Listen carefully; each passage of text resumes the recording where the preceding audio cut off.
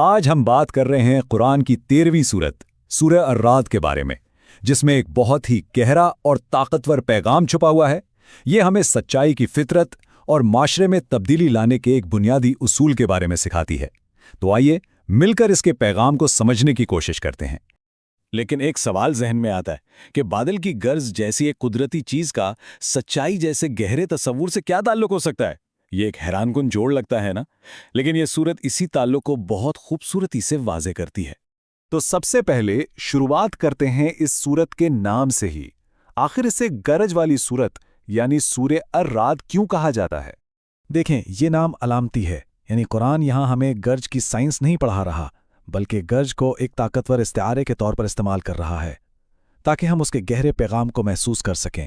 اور پتہ ہے، کچھ اسلامی روایات اس نام کو ایک اور بھی دلچسپ معنی دیتی ہیں۔ ان کے مطابق رعد اصل میں ان فرشتوں کا نام ہے جو بادلوں کو چلاتے ہیں۔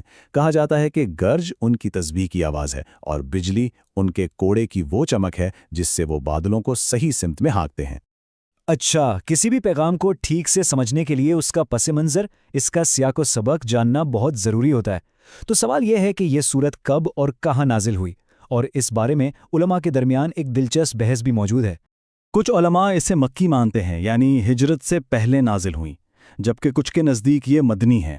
اور یہ فرق اہم اس لیے ہے کیونکہ مکہ اور مدینہ میں مسلمانوں کے حالات بالکل الگ تھے، اور اسی وجہ سے دونوں ادوار کے پیغامات کے موضوعات اور انداز میں بھی فرق ہے۔ مکی صورتوں کا مرکز عام طور پر بنیادی عقائد تھے، جیسے توحید اور آخرت، اور ان کا لہجہ اکثر ان لوگوں سے تھا جو اسلام کو ماننے سے انکار کر رہے تھے، جبکہ مدنی صورتوں میں ایک نئی بنتی ہوئی ریاست کے لیے سماجی قانون اور اصول بیان کیے گئے، اور ان کا خطاب زیادہ تر ایمان والوں سے ہوتا تھا۔ لیکن آئیے ایک منٹ کے لیے اس بحث سے ہٹ کر دیکھیں، چاہے یہ مکی ہو یا مدنی، سورہ رعد کا مرکزی پیغام بالکل واضح ہے اور مکی دور کے موضوعات سے گہرا تعلق رکھتا ہے۔ وہ پیغام یہ ہے کہ اللہ کا کلام ہی حتمی سچ ہے، چاہے کوئی اسے مانے یا نہ مانے۔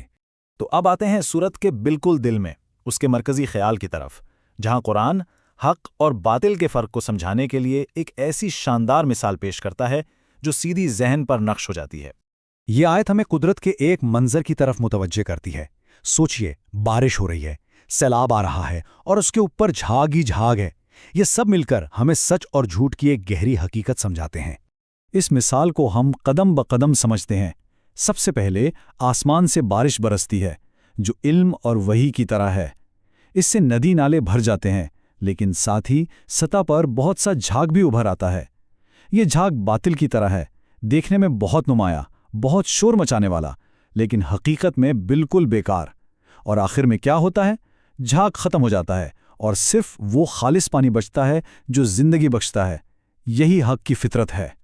تو اس پوری مثال کا نچوڑ کیا نکلا؟ بالکل صاف ہے، باطل جھاگ کی طرح چاہے کتنا ہی اونچا اٹھے، کتنا ہی شور مچائے، آخرکار مٹ جاتا ہے، جبکہ حق خالص پانی کی طرح ہمیشہ باقی رہتا ہے اور لوگوں کو فائدہ پہنچاتا ہے۔ لیکن یہ مثال صرف سچ اور جھوٹ کی کہانی نہیں ہے، یہ ہمیں ایک بہت بڑے کائناتی قانون کی طرف لے جاتی ہے، ایک ایسا اصول جسے اللہ نے اس پوری کائنات میں قائم کر رکھا ہے۔ اس قانون کو کہتے ہیں سنت اللہ، یعنی اللہ کے وہ اٹل اصول جو کبھی نہیں بدلتے۔ یہی اصول فطرت کے نظام کو چلاتے ہیں، اور یہی اصول قوموں کے عروج و زوال کا فیصلہ بھی کرتے ہیں۔ اور یہ صرف کوئی مذہبی بات نہیں ہے، اسلامی فکر میں تو علم حاصل کرنے کا مطلب ہی انہی خدائی اصولوں کو کھوجنا اور سمجھنا ہے۔ چاہے سائنس ہو، تاریخ ہو یا سماجیات، ہر علم دراصل اللہ کے انہی قوانین کو سمجھنے کی ایک کوشش ہے۔ سنت اللہ کا یہ قانون ہر جگہ کام کر رہا ہے، سیاروں کی گردش سے لے کر انسانی معاشروں کی تبدیلی تک۔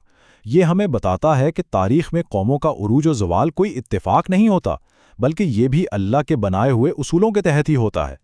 تو ٹھیک ہے، اگر کائنات کے اصول اتنے پکے ہیں تو پھر سوال یہ اٹھتا ہے کہ ہمارا کیا کردار ہے؟ کیا ہم صرف تقدیر کے ہاتھوں میں کٹ پتلیاں ہیں، یا ہمارے فیصلوں کی بھی کوئی اہمیت ہے؟ یہ سورہ ہمیں بتاتی ہے کہ اللہ کے قوانین اٹل ہیں، لیکن ہماری قسمت پہلے سے لکھی بھی کوئی جامد چیز نہیں ہے، بلکہ تبدیلی کے اس عمل میں ہمارا ایک بہت اہم اور فعال کردار ہے۔ اور پھر آتی ہے اس سورت کی وہ آیت جو شاید سب سے زیادہ مشہور ہے، ایک ایسا اصول جو معاشرتی تبدیلی کی بنیاد ہے۔ غور کیجئے، یہ آیت تبدیلی کی ذمہ داری کسی حکومت یا کسی بیرونی طاقت پر نہیں ڈالتی، یہ ذمہ داری سیدھی ہمارے اپنے کندھوں پر ڈالتی ہے۔ یہ ہمیں بتاتی ہے کہ اصل طاقت اور جواب دہی دونوں ہمارے اپنے اندر ہیں۔ تو آخر میں یہ سورت ہم سب کو اسی ایک سوال کے ساتھ چھوڑ جاتی ہے۔ اگر تبدیلی کی شروعات ہمارے اپنے اندر سے ہوتی ہے تو ہم اپنے فیصلوں سے، اپنے عمل سے کیسا معاشرہ اور کیسی تاریخ بنا رہے ہیں۔